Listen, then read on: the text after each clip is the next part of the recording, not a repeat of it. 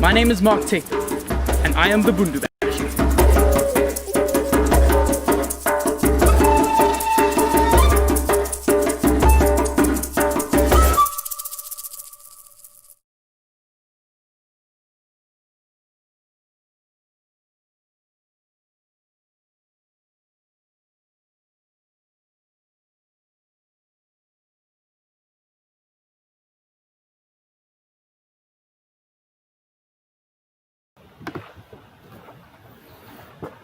Hello everyone, and welcome to the Bundu Basher. My name is Mark. This is another one of our little owl live streams. Thanks for being here and watching with me. Today I am going to be watching these little guys. I'm going to feed them. That's what we're going to do. We're also going to hear from Melissa Howes Whitecross, who is the landscape conservation program manager at BirdLife South Africa. She gave me a little interview recently about owls and owls in the urban environment. So we are going to have that interview coming up from her a little bit later on. So stay tuned for that. Another thing you need to stay tuned for is for what else are we doing today? I have forgotten. Yes, a few new barn owls have just arrived at the Friends of Free Wildlife Centre. And so I took a little video of them just to show you what they look like. They're still very young and fluffy. They're about 3 to 4 weeks younger than these owls that we're watching right now. So they haven't got all their feathers. So they are still young.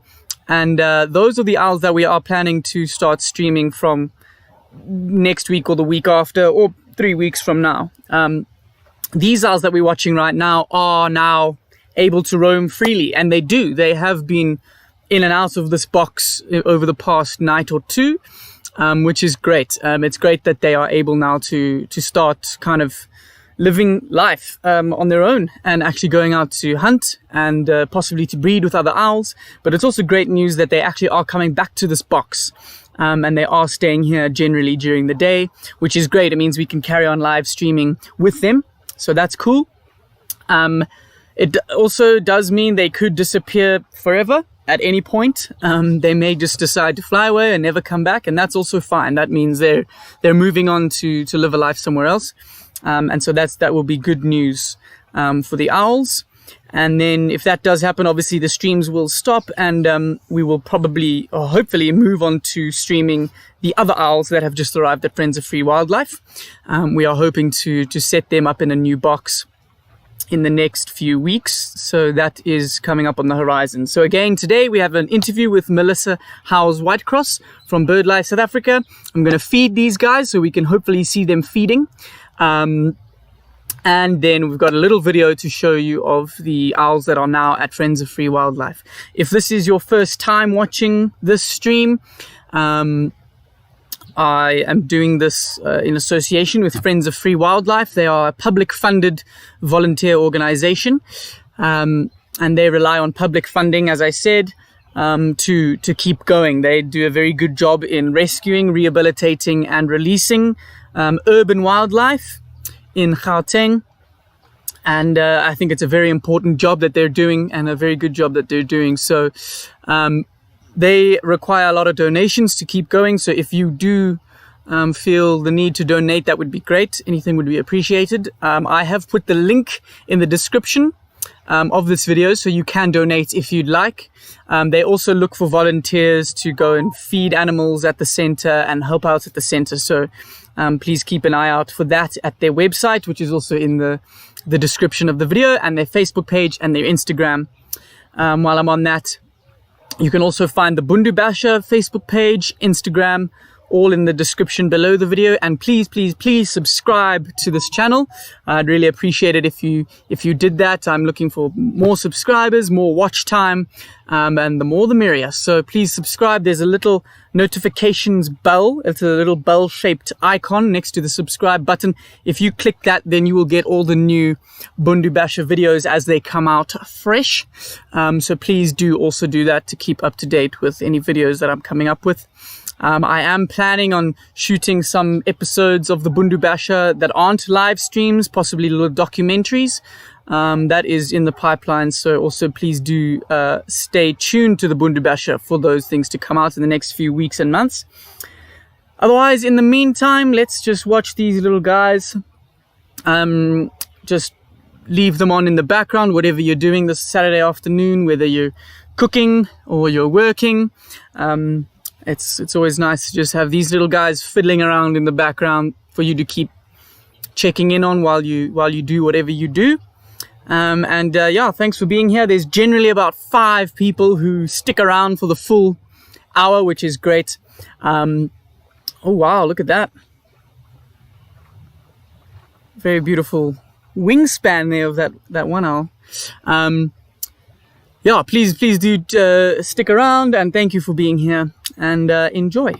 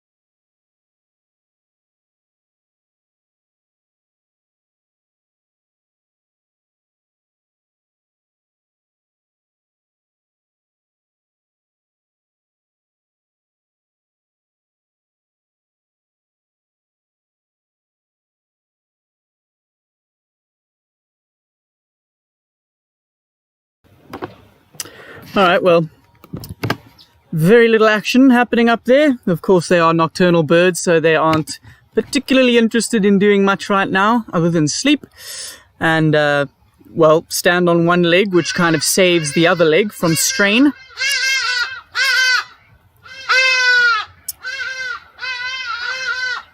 Sorry for that interruption. That is a hardy-dar. If you don't know what a hardy-dar is, you should come to South Africa and you will know very soon. They will wake you up at 5 a.m. every morning. Right, so I'm going to start feeding these guys at some point in the next few minutes. I'm feeding them mice and rats. They are not live, just so you know. And hopefully we can see them feeding. That will be pretty cool. Yeah, as I said, they are nocturnal, so they're active at night. And my camera's just done something funny, so I'm going to go fix that now. But yes, owls are mainly active at night, unless you throw mice and rats into their box. Let's hope they do something when I do that.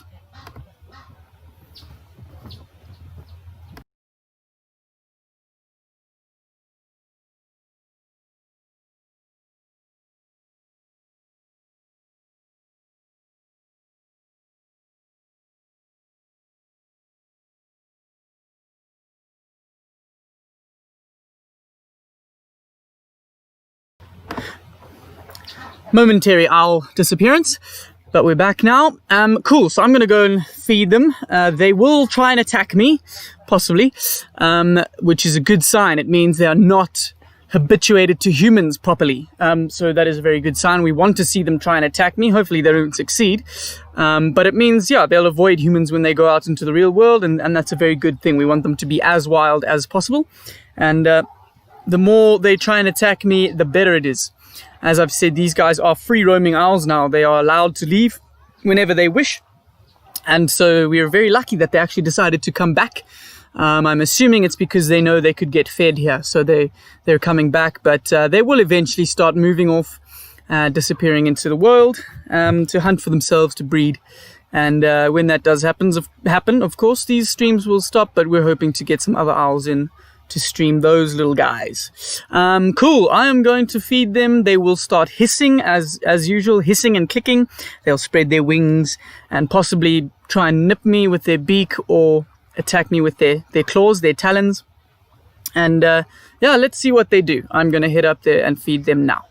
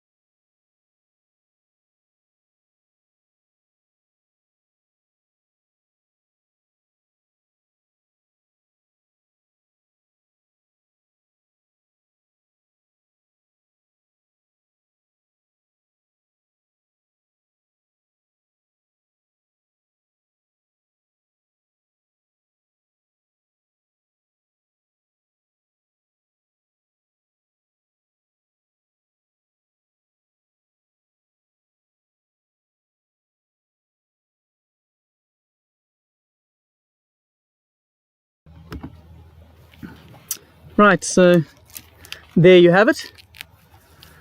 I've put 3 rats in with them. They don't seem particularly interested just yet, but who knows, they might decide that they're hungry and they want to pounce on one. Yeah, I did some research and found out from the African Raptor Center that an adult owl can consume around 1,400 mice per year. That's one adult owl. That's almost 4 mice every day. That's 3.8 mice every day. That is a lot of food. What I've given them now is a rat, 3 rats, which is slightly bigger than a mouse. But still, you know, if they can eat 2 mice a day for their size, that is quite a large amount of food, and I guess that is because they are quite active at night. They need to do a lot of hunting. And so, yes, that is their food for the day.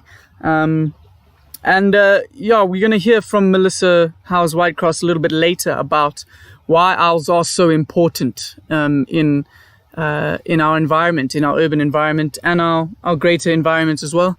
And it does have to do with rodents. So we are going to hear from her later. Let's hope these little guys do decide to take a bite or two out of their food, which I've just put up for them.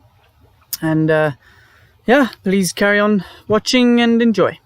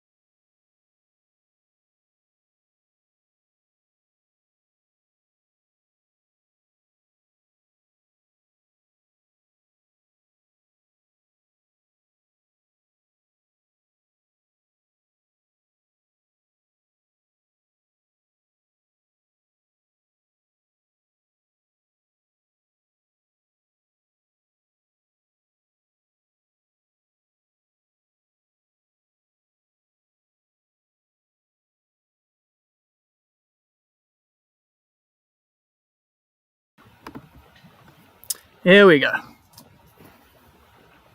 Oh, we just gotta hope now that he eats in view of the camera, which it looks like he might do. Using those very sharp claws, which are called talons. Oh, it'll be great if he eats. Oh, come on. I was hoping he would eat in the light in front of us.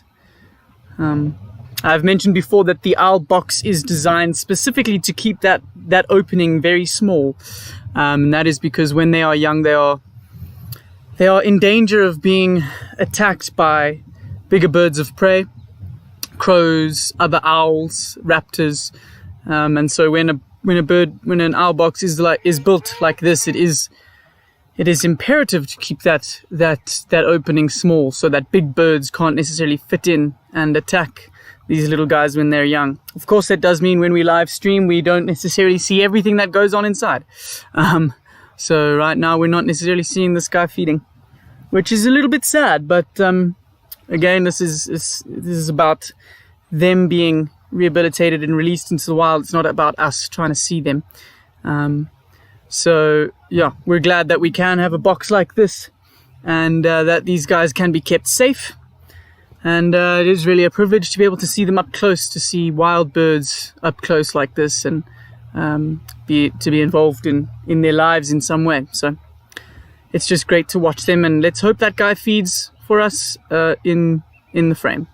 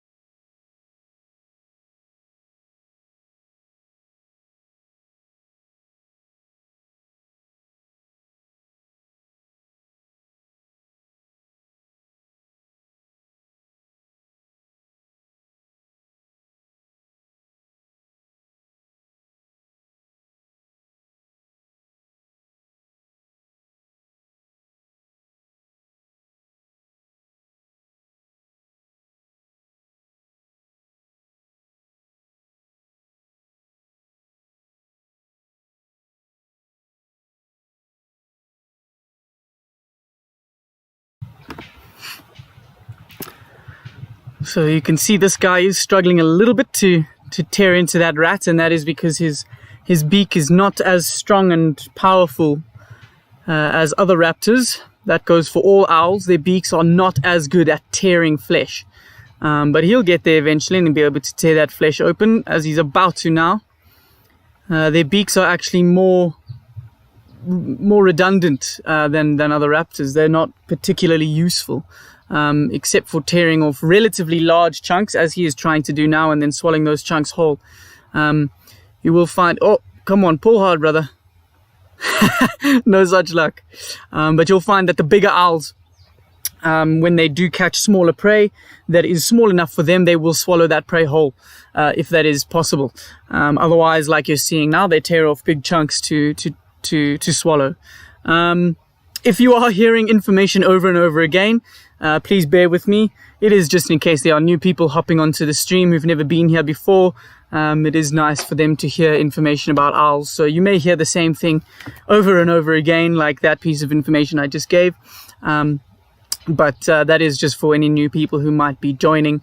And I think it's always good for people to learn about these birds and to learn about urban wildlife in general. So yeah, please enjoy. And I'm pretty glad that we're going to get to see this guy eat right in front of us.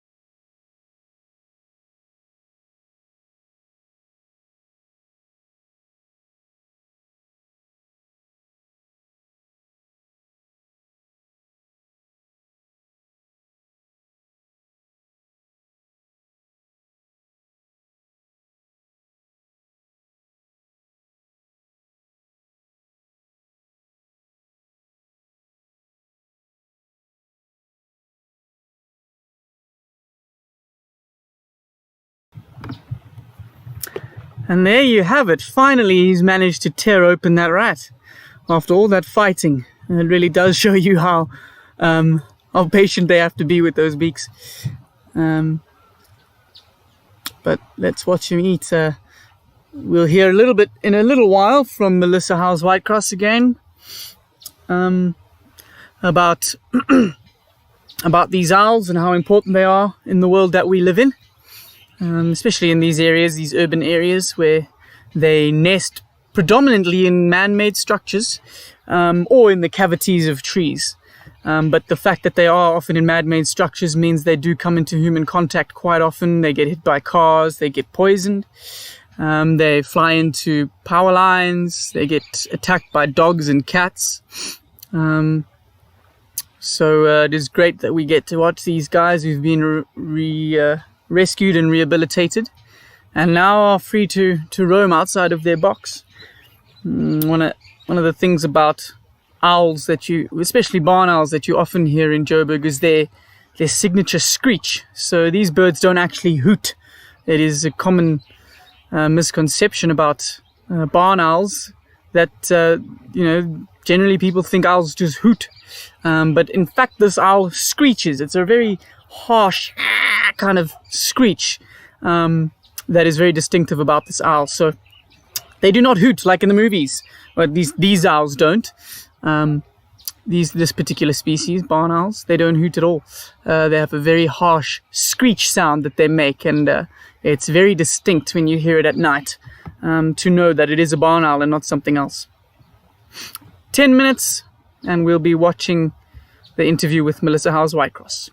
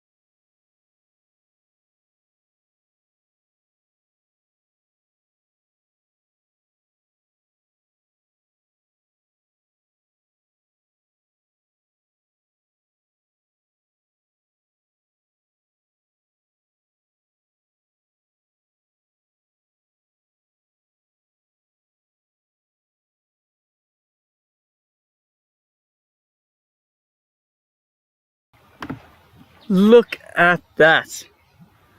He tore off the whole head and swallowed it whole. That was really awesome. If you didn't catch that, I'd suggest going back and taking a look. He just tore off the head of that rat and swallowed the thing whole. That's exactly what I've been talking about. Very, very interesting. I've never seen it I've never seen it in real life. I've never actually witnessed it, so this is really cool. Don't know about you, but I'm excited.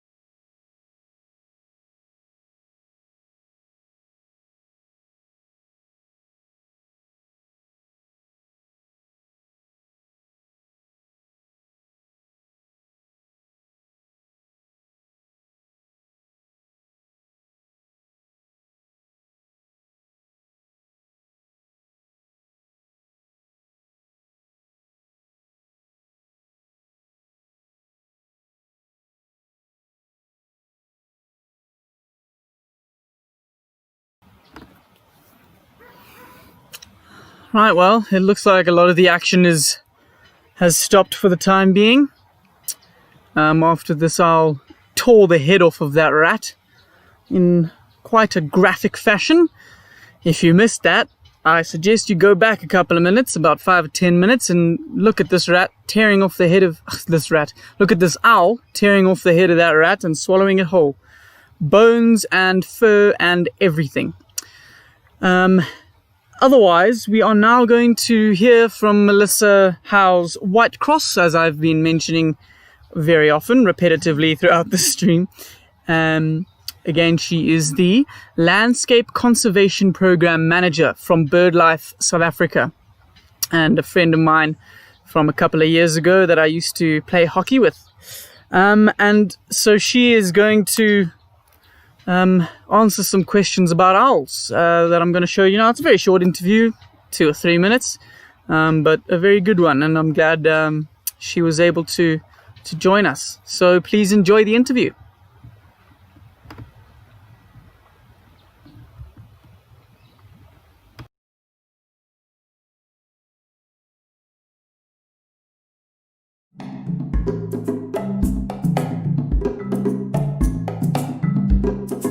Owls are amazing animals because they are predators, and so we need them in our environment because they help us control pest species like rodents and also a lot of insect species. So in our agricultural spaces where we've got birds like your barn owls or your spotted eagle owls, they will go and reduce the populations of these pest species that wipe out our agricultural crops that we need to grow so that humans can eat food. So once again, we know living in the urban environment that we have lots of rodent population problems. I, for example, have a rat that lives in my garden, and I often see him running up and down. Owls in our urban environments help keep those rodent populations at bay, and we know that rodents are responsible for spreading things like diseases. There was a horrible plague in London, and that was largely linked to a booming rat population. And so we need our owls to help keep species like rats that could spread very dangerous diseases, to keep those populations at bay and make sure that we all stay safe. No, they don't. So there have been instances where owls have tried to mob humans who've been too close to their nests, and as any animal would, they want to protect their young, so they can potentially give you the odd scratch if you get too close to them, but they do not pose any major threat to humans, and it's actually really nice to have them around. They are beautiful species.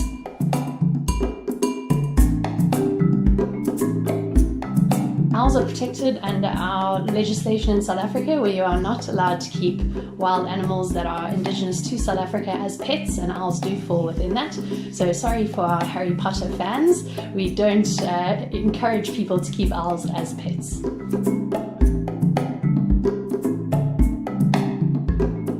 The owl boxes are great ways of trying to attract owls into an area. So they are put up and they act as a safe space for owls to raise their young, and hopefully also give researchers a chance to monitor what's going on with those owls while they're trying to raise their chicks in a potentially safe environment.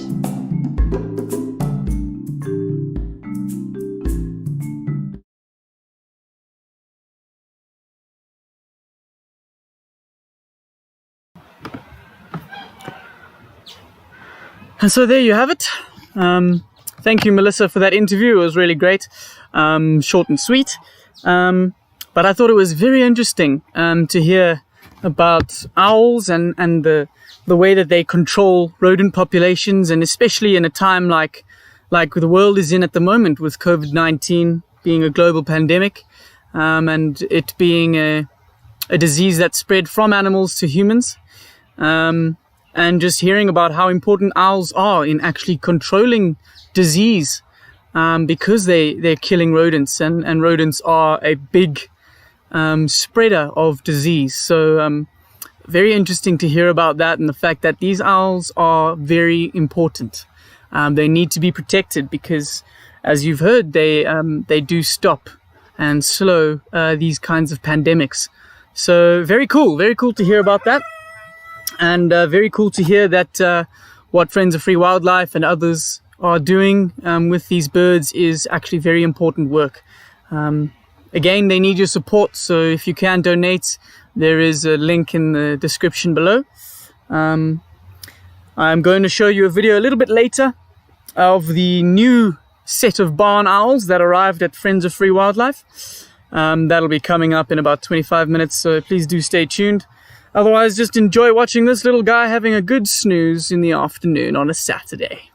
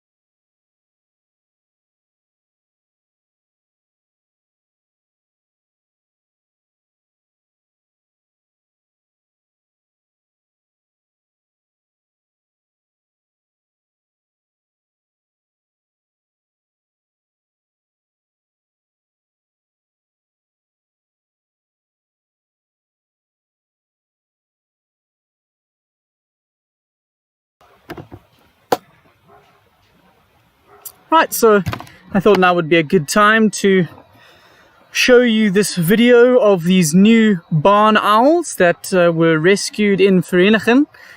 They were rescued out there and brought to Friends of Free Wildlife, where they are now being rehabilitated.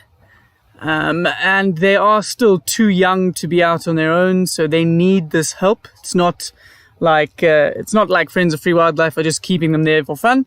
They are being kept there because they do not have parents and they need to be kept safe. Otherwise, they would not survive out in the wild. That is certain.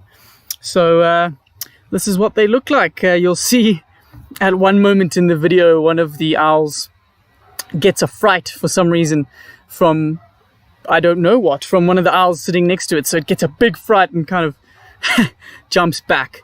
But yes, please enjoy the video. It's coming up now.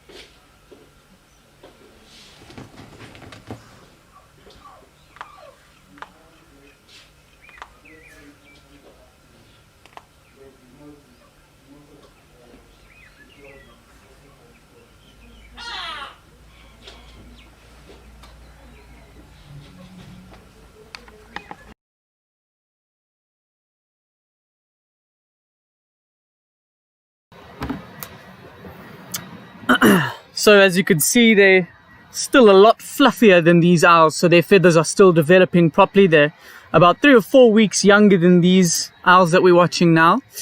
But yeah, still obviously they showing good signs of getting into that defensive position, hissing and clicking as you would have heard in the video. Again, showing that they're not habituated to humans. That is a good sign.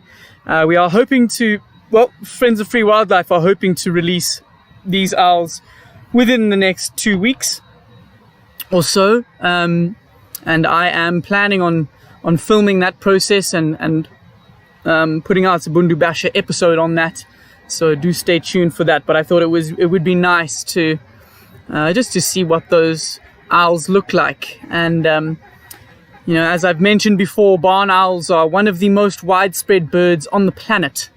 You wouldn't think so because you don't often see them, but you know, it's because they're nocturnal that you don't often see them. But they are one of the most widespread birds on the planet and the most widespread of all owl species. So Friends of Free Wildlife do get a lot of barn owls coming in, and we're just glad that we can view them up close and get this opportunity. So yeah, thank you to Friends of Free Wildlife.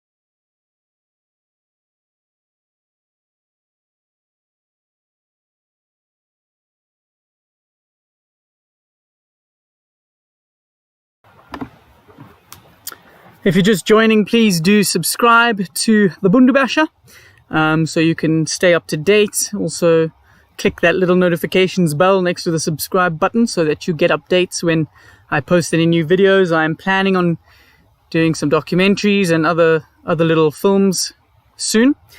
So please do subscribe and stay up to date with all of that. There are also various links in the description below the video for you to go to donate to Friends of Free Wildlife and to find their social media platforms as well as my social media platforms. And yes, Daniel Zazweta says thank you. It's my pleasure.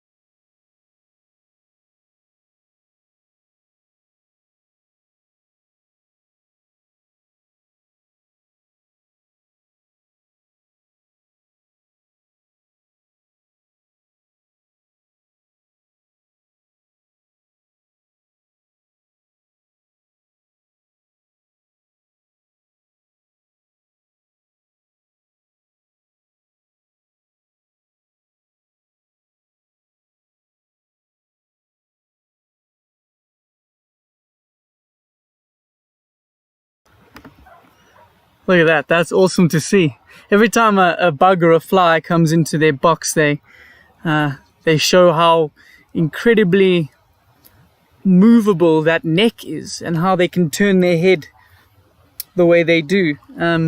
They can actually turn their head 270 degrees.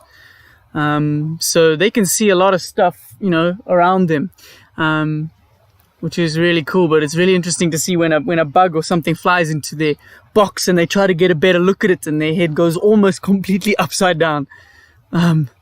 Very interesting.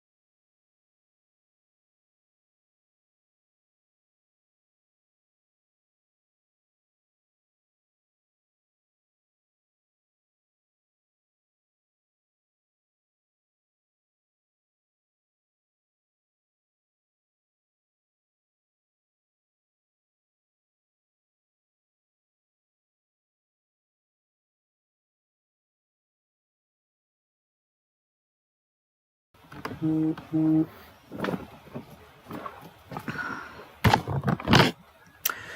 well, thank you all for watching this afternoon, evening. As you can see, the owls are getting a little bit more active, doing some preening. It's heading to 4 p.m, so they're going to start becoming more and more active as we head into the night. But yeah, again, very good watching them. Thank you to Friends of Free Wildlife for hosting these owls and for allowing me to host this live stream of these owls. Thank you to Melissa for her interview. That was very cool. A reminder that we will be streaming on Tuesdays, Thursdays and Saturdays. As long as these owls stick around, they may fly away and never return, which is also okay. All the links you need are in the description below. Please subscribe to the channel. Please donate. If you do donate the Bundu Basher or Bundu Basher, that is not because the money comes to me at all. That is just so we know where the money is coming from, so that the donations that come from the stream can be recorded and we can keep track. Well, Friends of Free Wildlife can keep track of where those donations are coming from. Their website is also in the description. Their social media platforms, my social media platforms for the Bundu Basher. Yeah, thank you so much for being here. As you can see, these guys are preening quite heavily now. Just to get the feathers back into a nice, comfortable configuration, and also to spread that oil around their feathers, a waterproof oil that comes from their preen gland at the base of their tail. So that is what they're up to now. But yes, thank you so much for being with me today. I'll leave these guys preening for another few minutes, and then I'll put the details on the screen for donations to Friends of Free Wildlife. But thank you for being with me today, and cheers.